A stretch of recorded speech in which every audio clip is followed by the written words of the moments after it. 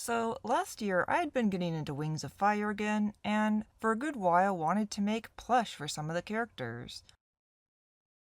However, I kept getting distracted by a bunch of stuff, namely Hell of a Boss being my main obsession at this time.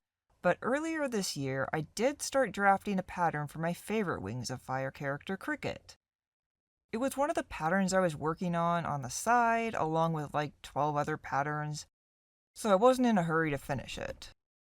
That is, until I discovered Hebi Haberdashery's videos.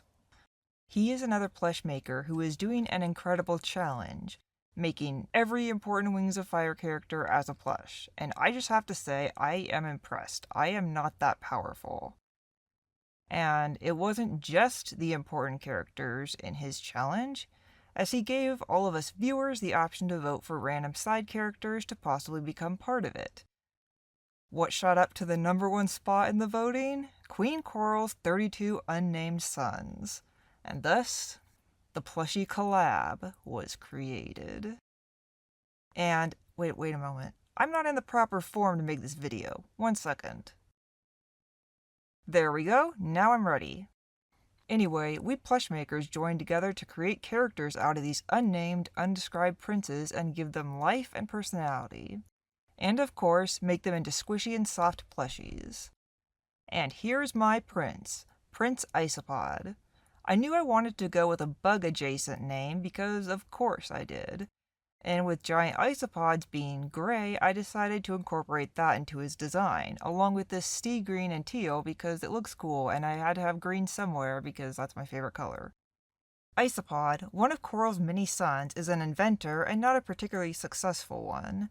He spends most of his time chasing whatever inspiration gets into his head. His ideas of what is creative or useful are very odd. He has scars on his left front leg from an experiment gone wrong, which involved a hydrothermal vent. He is a geek for written stories, regardless of quality, and sometimes writes his own, which are, according to most dragons who read them, not very good. Isopod doesn't care much, however, as he's having a good time writing anyway. Caring about what others think was never his strong point. As with the rest of the princes, he is pretty much just ignored by Coral, but he's used to it, and he's got his brothers and his own found family. He genuinely thinks his mom's writing is super cool, as well as the writing done by those of his brothers who are interested in the hobby. He is a lover of the strange and bizarre and genuinely wants to help others even if his ways of doing so are unconventional. Do we really need hydrothermal vents to power a fancy, slowly rotating, deep-sea jellyfish enclosure? Or a device to grow small amounts of extremely abundant seaweed on land? Isopod says yes.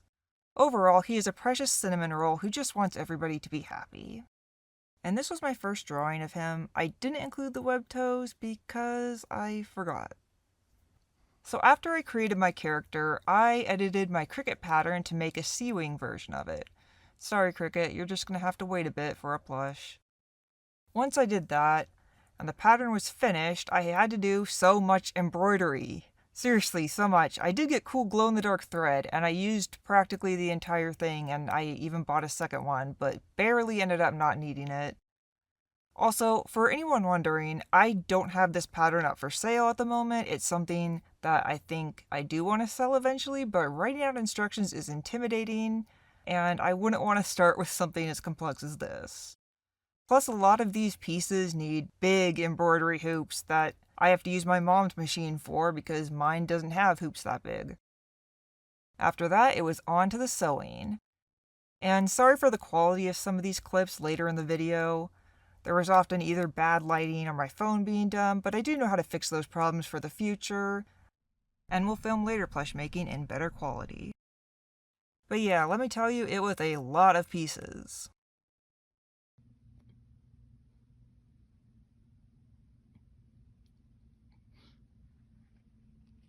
These are all the pieces. First step of making a prince, at least mine, sewing all this spaghetti. Because he has these 2 colors on his back. It's gonna take a bit.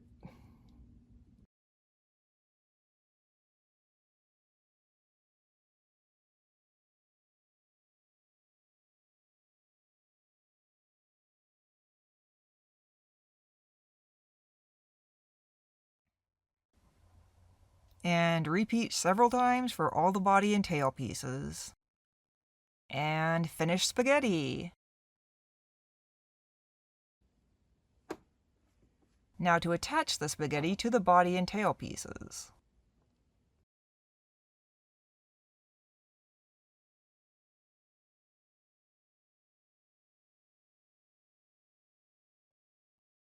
Here's a tail piece.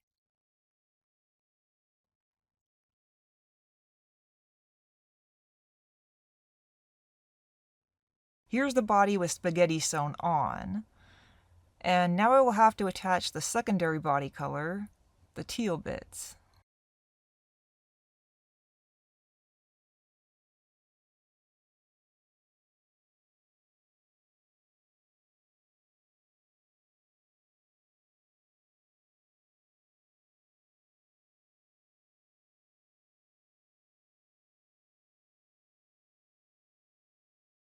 And the secondary color to the tail.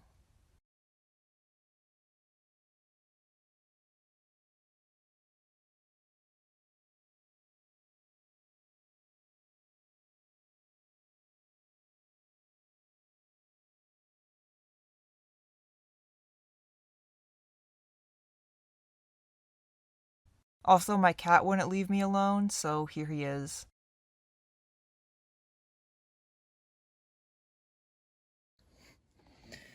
So, we have this, sides, here's the other one. Now it's time to make some legs.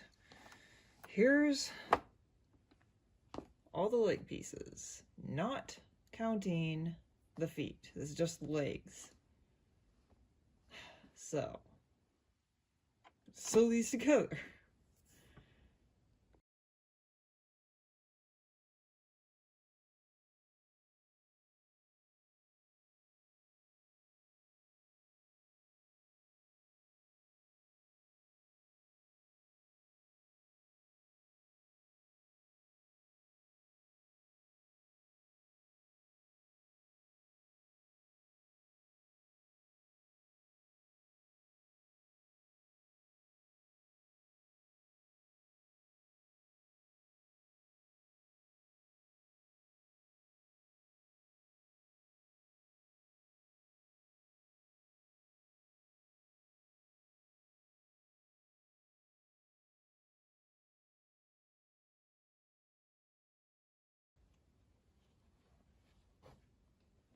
Look at all of these feet pieces. This is gonna be really tedious, so probably gonna skip ahead. And here is the first hand or foot or whatever. This one took the longest because it has all the scars and stuff, but there it is. It involved a lot of hand sewing and was kind of annoying, but it's okay. The other ones will be easier, and then I will be able to attach them to the legs like this. And then disaster struck.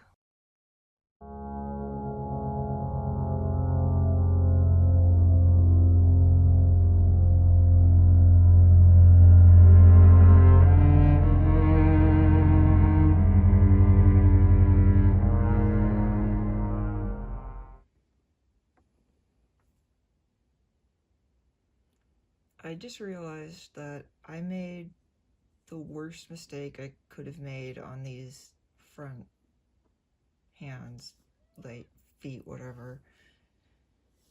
And like the thumb piece on the same side. It's literally hours of work down the drain. And I can't reuse any of these pieces either. I've messed with the seam allowance, messed with it too much. So I have to start from scratch, and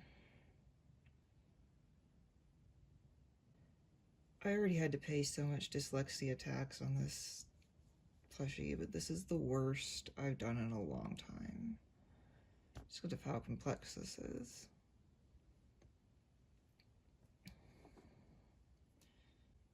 Like, okay, I want to say, like, because I have dyslexia, I check, like, rights and lefts, and I check them so many times, but my brain just flips it around, and I make mistakes like this that cost me tons and tons of time, and sometimes fabric. This isn't a ton of fabric waste. I'm more upset about the time, but I don't know. I wish that I could hire someone to be my left and right checker. I can't. Doesn't matter how much I check. It just doesn't seem to matter. 2 days later. But I had to press forward. Okay, I have righted the wrongs. I made a new hand, or front foot, whatever, and these are the back feet. And I'm ready to attach them to the legs. Also, in the meantime, I made this shark because it was easy. And a nice break from this. And so, here are the legs. The back leg. Here's one of the front legs. And so on. Now, I'm going to sew them to the body. And here's one side of the body. It's hard to fit in this area, but you can see just that. I would also put the tail on, and you can see the right sides look like this.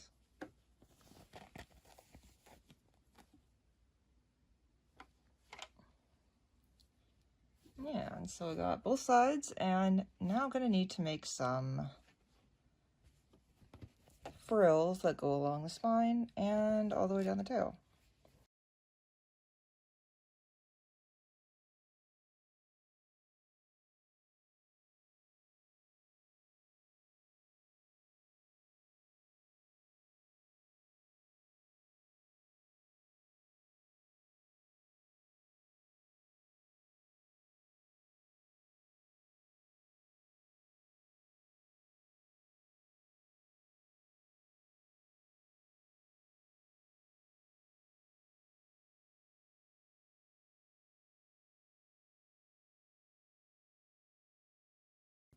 Okay, so there's a part that's going to go here, but I've sewn most of the back frill onto this, and that's how it looks so far. I'm going to put the other side, the two sides together, and then I will make the head.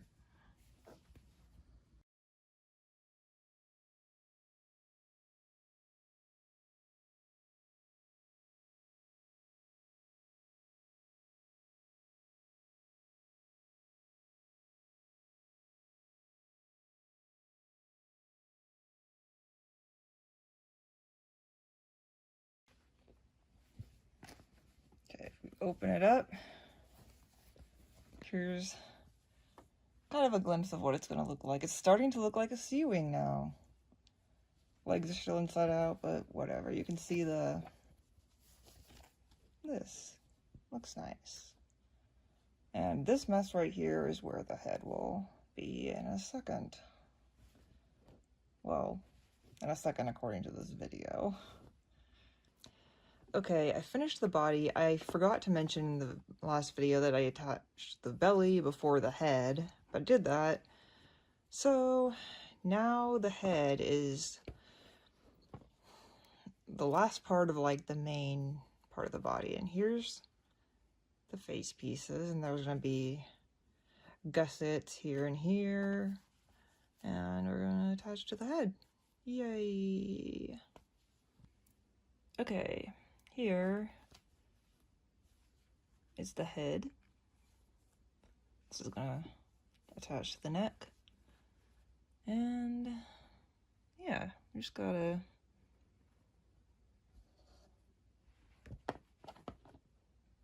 attach it to the body. Okay. The head sewn on. Yes, this is the main body done. So I'm just gonna turn it inside out. Okay, so it's hard to see in this video because it's really long, but got it turned inside out. So here's the feet. And just gotta stuff it, and then there's a lot of stuff to sew and add on. Okay, so I got it partially stuffed, and here's the face. Let's see. You see from the front, it looks pretty weird right now, but I'm gonna fix that with thread sculpting. Yeah. Okay, did some thread sculpting. It looks a lot better. It's hard to see on this camera, like the angle is weird, but when I put it together and get proper pictures, it will look definitely much better. I'm probably still gonna tweak it a bit, but yeah.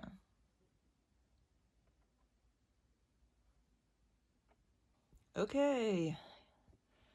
It's hard to show in this little space, but I finished stuffing the main body. Okay. Here's the tail. It's not as flexible as I thought it was gonna be, so probably the next time I do one, I'm gonna stuff it lighter so it can, like, you can actually, like, you can bend it pretty good, but it's not super floppy. Oh, that's okay. Next time I'll stuff it more lighter, and I will get some better video of this. It's not in this tight little corner. Okay, the lighting is bad, but here is my unfinished prints. And obviously he's missing a lot of features, but here he is so far.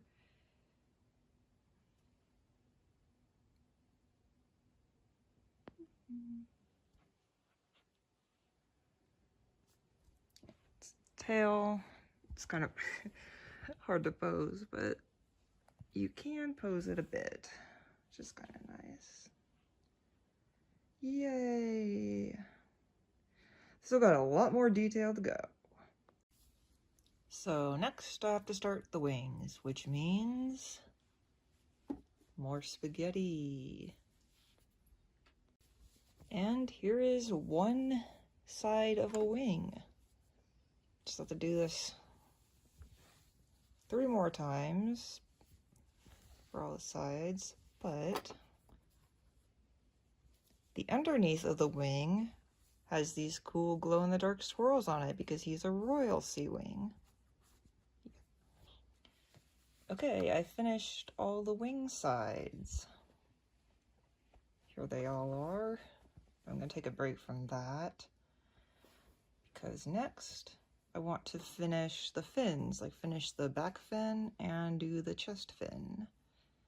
Yes.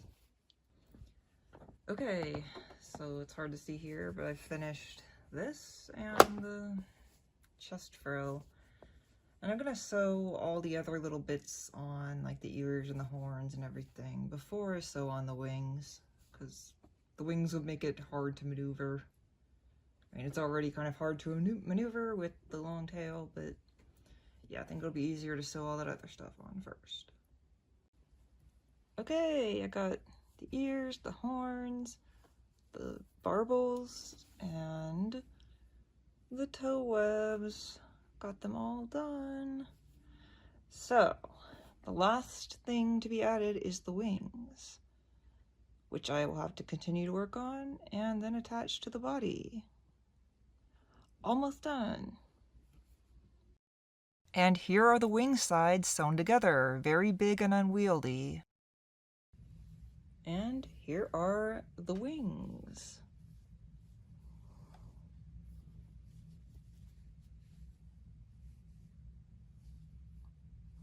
Now, I'm gonna put some foam inside them. I thought about doing wires, but I decided I want it to be 100% cuddly, so the wings will be floppy. But this foam will give them some shape. Here they are. with foam. Now I've got to attach them to the body. Okay, and he is mostly done. There's a wing. Oh, he's falling over. This is like a really hard area to film in, but yeah, he just needs some accessories. Gonna make some goggles for him. He definitely needed his goggles so he can keep doing dangerous stuff with hydrothermal vents.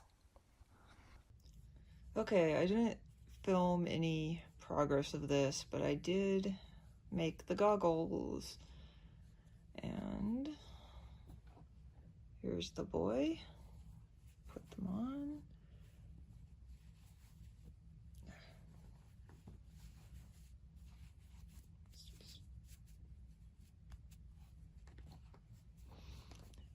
Here they are.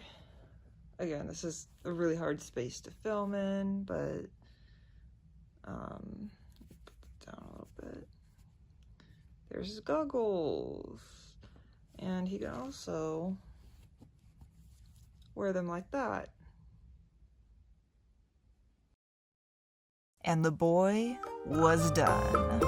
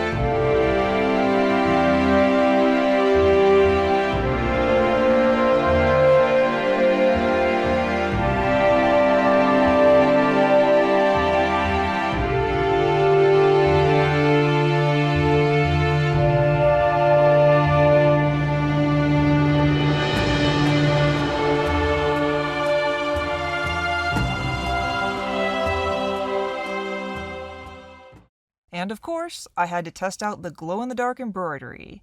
Unfortunately, my phone couldn't pick it up very well on video, so I'll include some still shots as well.